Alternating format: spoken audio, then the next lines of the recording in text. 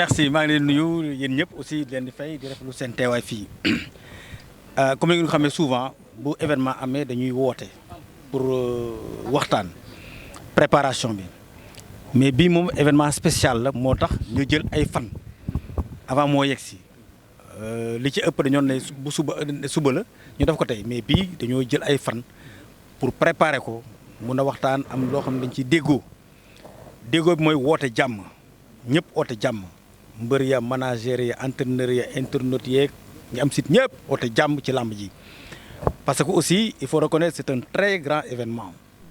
site Papa Sow du événement bu ndaw loo xam préparé ay at ñëw bi ñu naan des na 3-4 jours dafa laaj encore ñu affiner préparation bi pour li ci jëm ñu ngi ñaanal ñëpp ñëw ci jàmm ñibbi si jàmm fekk fi jàmm am jàmm et que le meilleur gagne maintenant dafa am lu ñu seetlu woon ci làmb ji également ñu ne ñu jéem a préparer wu par rapport à ça xam nga li nga war a téléviser wala nga war ko retransmettre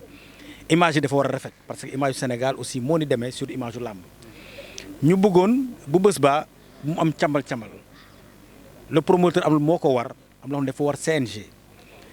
presse bi dafa am fu ñu leen di foofu la leen di yemale wax leen ni place bii la ñu réserver voilà dañ leen réserver place ak leen ay place yoo xam ne fii ngeen di nekk pour que ngeen mën a jël def seen liggéey joxe image yi war reporter évidemment au besoin managers yi entraîneurs yi nga xam ne aussi ñoom seen mbër bëriwul dañuy wax ñu dem ci tribune ya ci loge toog foofu seetaan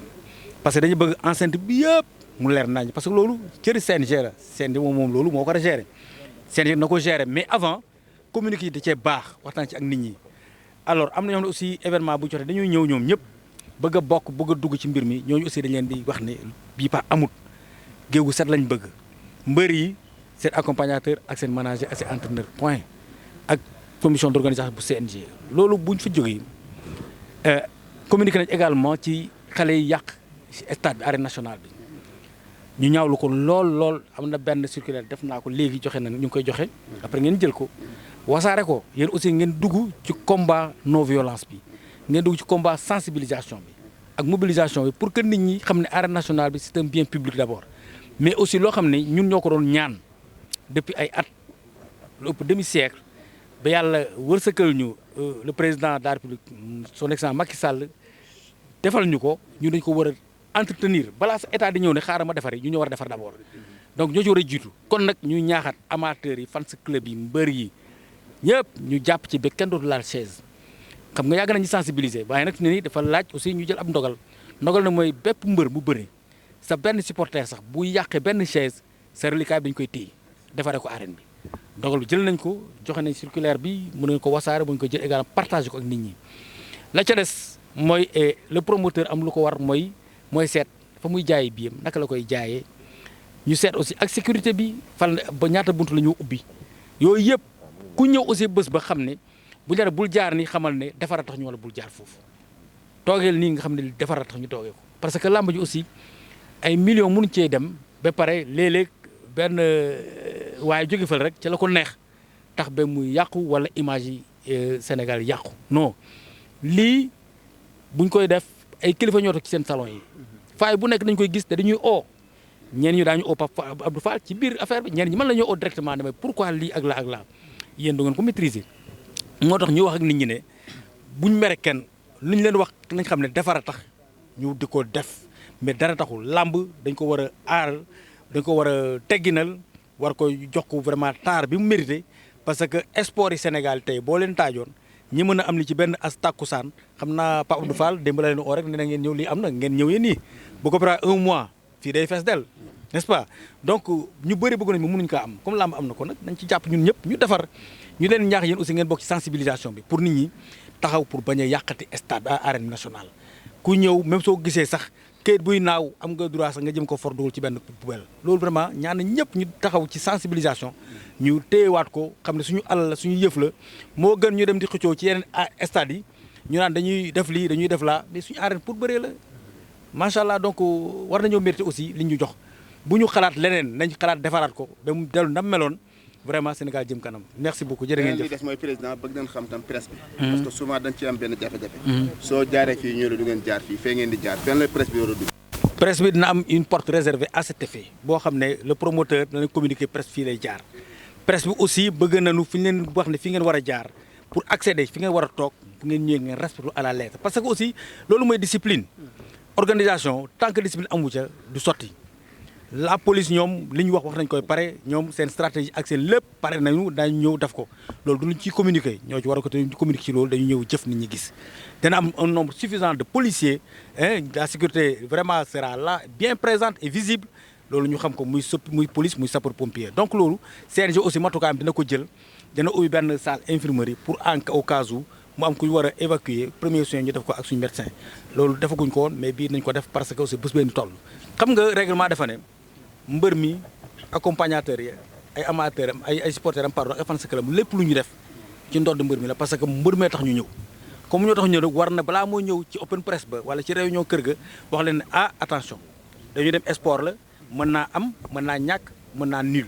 donc nañ am yar ak teggin toogee nii luñ fa yàq suma ndodd gi lay doon donc loolu su ko communiqué xëy na ku bëgg mbër moom boo ñëwee doo yàq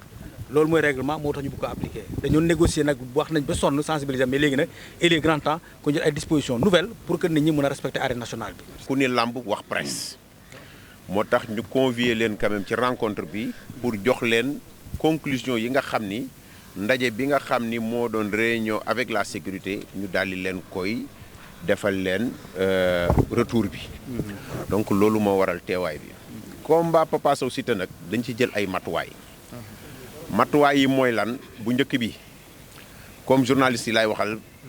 journaliste yi wutal nañ leen benn place boo xam ni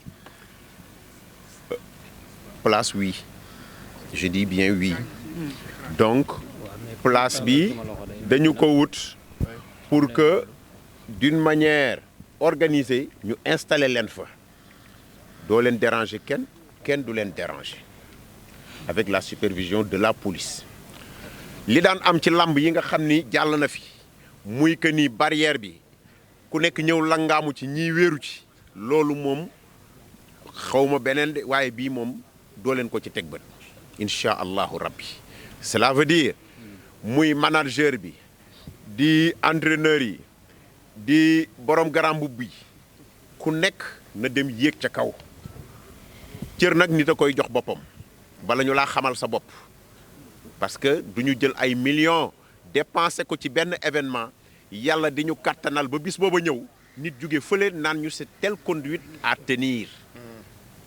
xëy na li tax nga koy wax c'est conduite boobu moo approprié pour yow mais man en tant que organisateur damaa jël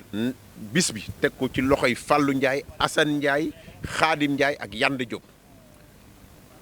staffu PAF production day nekk en retrait ça veut pas dire que on ignore beaucoup de choses mais lépp lu ñu gis on ne manquera pas quand même d'apporter des réajustements li ci des nag moom mooy ay collaborateurs ngeen amoon na disposition yoo xam ne jëloon nañ ko bi ma leen di woo pour ñu waxtaan mooy que ni bi ngeen waxee friction yi ngeen am ak police ma ni leen c'est parce que gàddu caméra gàddu benn appareil police mënta xam yow yaay kan ci kaw loolu laa waxoon buur ne dinaa ko offrir ay gilet alhamdulilah yàlla mi nga xam ne mooy dogal ak kattanam ak mën-mën dimbali nañu ba jox naa ko léegi 100 gilets yoo xam ne bind nañ ci presse turu seen entreprise bi nag xaw ma société structure bi xaw ma ko moo tax defuma ko ci après loolu ngeen seet ko ba nga xam ne boo leen jàkkaarloog police tête à tête dina xam fi ngeen bokk loolu il faut que ngeen dimbali ci ca respecter police bi it fi ñu leen ne jaar leen fa ngeen jaar fa bu ma ci kenn woo naan ma jàppale ma ceeg waxal ma lii ak dimbali ma ci su ma yoon new ci man bu ma xasee ba dugg fii CNG mooy organiser parce que nag noonu la làmb tëddee manager yi ñi nga xam ni am nañu combat bu seen mbër bëree ba pare dañuy yéeg ils sont obligés dinañ am équipe boo xam ne loolu rek lay wër loolu rek lay toppatoo mbër mi bu bëree ba pare yanwaat ay bagaasam dinañ ko wutal yoon boo xam ne dina dem yéeg ci kaw dem seetaan lamb ji moom manager bi cela veut dire que à part journalistes yi ñaari télévision yi nga xam ni dañuy def direct bi parce que pay-per-view la muy ITV ak 2S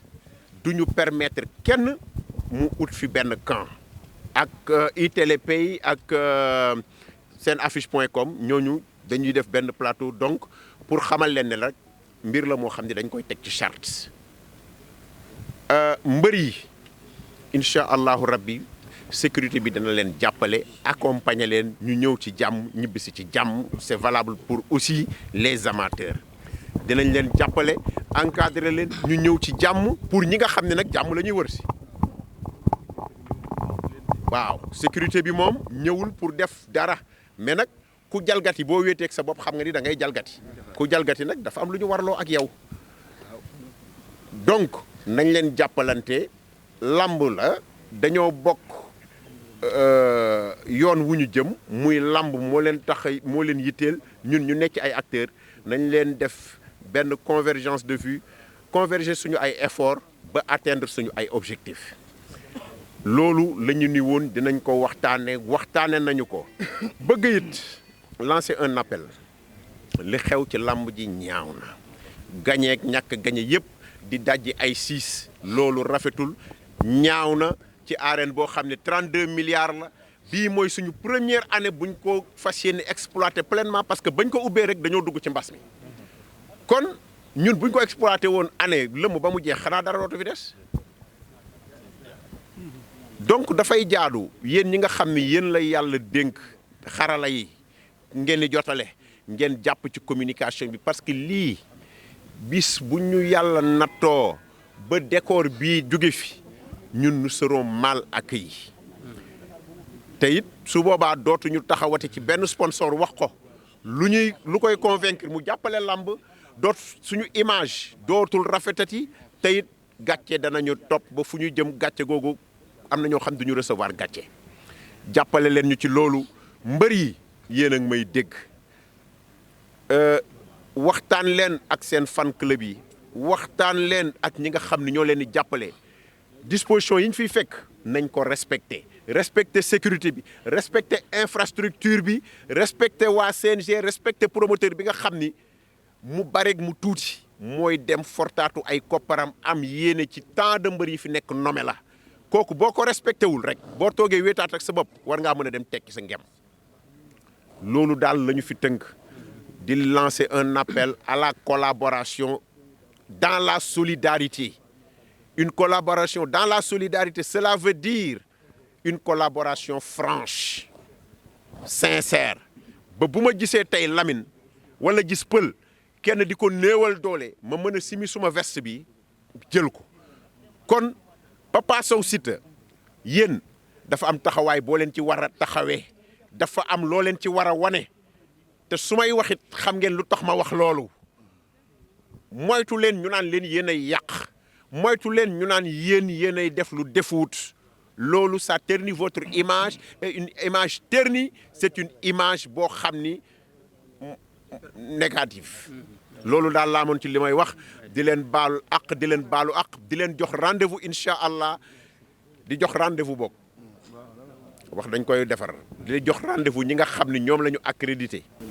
mbana la moo xam ni xorom si dina saf-sap lu mu jar pour que ku nekk boo ci duggee am loo yëg bu soobee yàlla di nga ko yëg beneen bi ci des ñi nga xam ni dañuy dundee làmb te dundaluñu làmb nañu toog seeni kër man gëmuma ay carte pour ñëw dugg ci làmb là ça marchera pas gëmuma garam bu gëmuma costume pour ñëw dugg ci làmb man loolu du ma yëngal li ci ne mooy billets yi dañ koy jaay ku bëgg a dugg ci biir làmb daggal billets yi nga daal di ñëw pression moom ku ci indi sa pression yi di nga fi fekk équipe boo xam ni ils sont super outillés pour cette kañ leen bëgg a jaay billets yi commencé. bu neexee yàlla veille combat bi dinañuy jaay billets yi jeudi vendredi incha allah danañu seet ñi nga xam ni jàppale leen ñu dugg ci biir lamb ji wax day leer mu déggoo wala xanaa dangaa bëgg ñu jaar ci accréditation bi ku liggéey ñu accrédité la ku liggéeyul accrédité wu ma la telle que soit ta proximité avec Pape Abdou Fall je le ferai pas telle que soit la nature de nos relations qu'on les garde ou bien qu'on les mette en berne je ne bougerai pas. yàlla na nga ci am ndam. salaamaaleykum. di remercier d'abord le président Bira Sène moom mi nga xamante ne que tey moom la yàlla dogal tey mu nekk ci bopp CNG bi aussi di remercier Pape Abdou Fall. donc li ko Sénégalais yi mën a delloo njukkal mooy que bu bés baa Sénégalais yëpp mobilisé wu ñëw dagg seeni billet ñëw ci stade bi seetaan si def ko mobilisation boo xamante ne que du am fenn damay wax chaque journée ñun presse en ligne bi ku ñu jàpp la ñun ñëpp ci réew mi lañu dëkk ba tey beddi wuñu kenn nous sommes en guerre avec personne il faut que muy leer tey la ñu gën a tàllal ñëpp loxo ak ku mu mën a doon ñu ànd liggéey parce que lamb ji la ñu am ndax Pape Abdou kat lii muy def ni su bëggee woon du ko def waxuma la dara mu yëkkati ay teranga defal ñu ko donc warluwaay la ci ñun ñu jàppale ko ndax buñ ko jàppale lamb en tout cas au nom du groupement des reporters de lutte ñu ngi lay gërëm di la ñaanal ak di la sant mooy lépp loo waxoon ak ñun ca keroog ba ñu dajee ci oto ko la ñaar def nga ko ba mu jeex donc ci lancé boobu la ñuy woo promoteur yi yëpp képp ku ci am sa bés te bëgg ñu liggéey ci nañu daje toog waxtaan bu ñu waxtaanee rek solution dana am te bu solution amee ku ci nekk ci ñun yaa ciy bénéficié wu ndax kenn mënatul a dem sans la presse en ligne ku ko jàppit yaa ngi nax sa bopp wala kala koy wax mu ngi lay nax moo xam artiste nga moo xam mbërum làmb nga moo xam promoteur nga kenn mënu dem bàyyi la presse en ligne parce que dañuy dund beneen nouvelle ère numérique foofu la mbiri toll kon ñun nous sommes ouverts à tout le monde baare wuñu kenn déclaré wuñu kenn guerre xuloo wuñu ak kenn mere wuñu ak kenn ñoo ngi gërëm ñëpp ñoo ngi sant ñëpp waaye tàllal nañu suñu loxo képp kuy promoteur képp kuy acteur nekk ci làmb ji bu ñu mën a ànd ci benn cadre unitaire boo xamante ne que defar làmb moo koy tax a. waa xam nga li ñu leen di ñaaxee rek mooy nit ki bu la defalee teranga da la sas li mu la sas kat mooy kaa ñu ànd ñun ak yéen jàpp doxal ba mu rafet. dina am nag ay réajustement ndax am na ci loo xam ne loolu ça me revient personnellement ak Pape Abdou ci lu ñuy waxtaanee loo xamante ne que day gën a ñoŋal waaye peut-être bu ñu ñëwee ñu organiser wu aussi parce que bu fekkee dañu ànd ci mbooloo te mbooloo mu ñëwee dafa am njiit bu ñu dajee bu njiit leen nañ leen def nangam rek nanu ko def. ndax loolu mooy noppal maanaam loolu moo leen noppal mais bu ñu nee bu buur nee nii. nit jóg sànni ko fee loxo wala ku nekk def la neex loolu daf ñuy fragiliser te bu boobaa du ñu amal benn njëriñ bu ñu ñëwee ni ñu ko bëggee ñun ñu nekk ci association bi danañu waxtaan bu soobee yàlla ndax am nañ ci cadre bu ñu mën a waxtaanee danañu jël ay décision ba ku ci nekk boo ñëwee di nga respecter li nga waroon def. Donc comme vous venez de le dire, le président du CNG, en l'occurrence Bira Sène, avait convoqué une réunion de sécurité. La police, les sapeurs, le promoteur, les managers des deux lutteurs, afin de discuter des différentes décisions que le CNG donc, a prises pour une bonne organisation du combat Papa Sow Siteu. Donc ce qui a été arrêté en premier, c'est que la première organisation, les journalistes seront organisés d'abord. Il y aura un espace qui sera réservé pour les journalistes. À cet effet, nous demandons aux journalistes de se conformer aux décisions du CNG pour une meilleure organisation et pour une meilleure collaboration. La police va quand même a pris la décision d'accompagner les lutteurs, leurs fan clubs, entre autres, de leur quartier jusqu'au stade, de les raccompagner encore du stade jusqu'au quartier. La police encore a pris la décision de sécuriser les amateurs, l'environnement, de telle enseigne que les amateurs ne seront pas inquiétés pour venir suivre le combat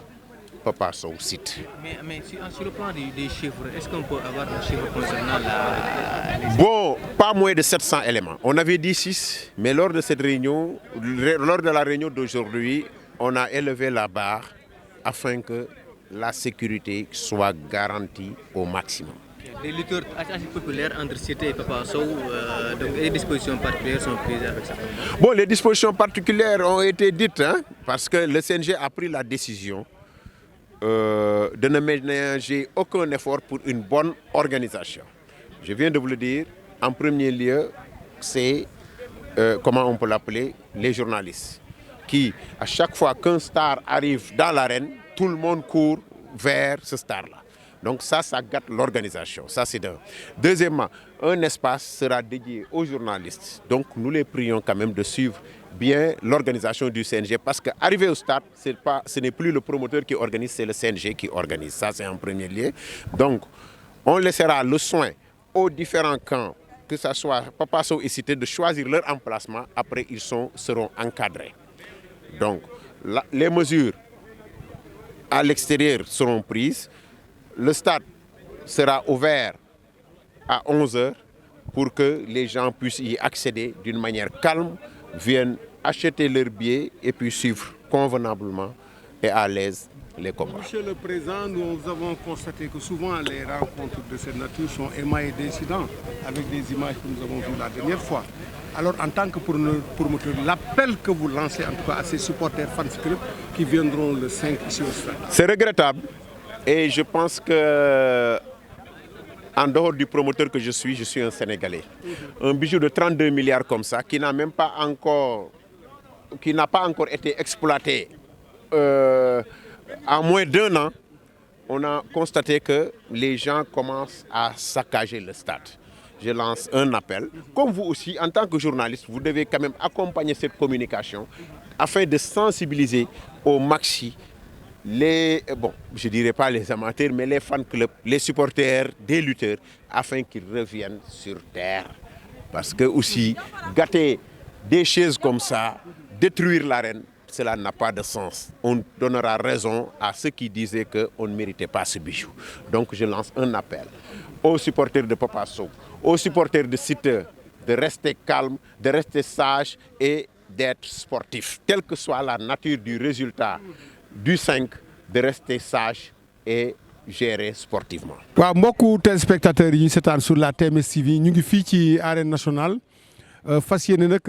préparer bés bu mag boobu nga xam ne mooy le 5 décembre 2021 ci combat bu mag bi diggante Papa Sow ak ki nga xam ne moom mooy Siteu. tey nag ñu ñëwoon promoteur bi CNG waroon def benn réunion ak waa force de l'ordre yi pour ñu préparer vraiment événement bi y compris aussi la presse. ñu jël nag ay matukaay yoo xam ne nii maanaam lépp pour bés bi taaru ndax fan yi gis nañ maanaam scène de violence yi nga xam ne moom mooy am ci biir stade yi loolu nag takk der yi bu soobee yàlla dina ñëw jël toutes les dispositions pour que violence mu bañ a am Pape Abdou Fall mi nga xam ne ni moom moo organiser nag combat bu mag boobu ci diggante Siteu Papa Sow am na ay dénkaane yoo xam ne nii tey dénk na ko journalistes yi dénk na ko aussi ñi nga xam ne ñoom ñooy maanaam manager yi ak yi nga xam ne mooy accompagnateur lutteurs yi ba nga xam ne nii bëgg nañ tey violence boobu nga xam ne moom mooy am ci biir làmb ji mu dëñ rawatina nag lii ngeen gis nii muy waa police nga xam ne nii tey bu bés ba dinañ am au moins tey 600 à 700 éléments juróom-ñaar téeméer éléments dinañ ñëw sécuriser làmb ji avant pendant ak après kon nag le rendez-vous c'est le 5 ici ci arène nationale diggante Papa Sow ak Siteu sur la TMS TV.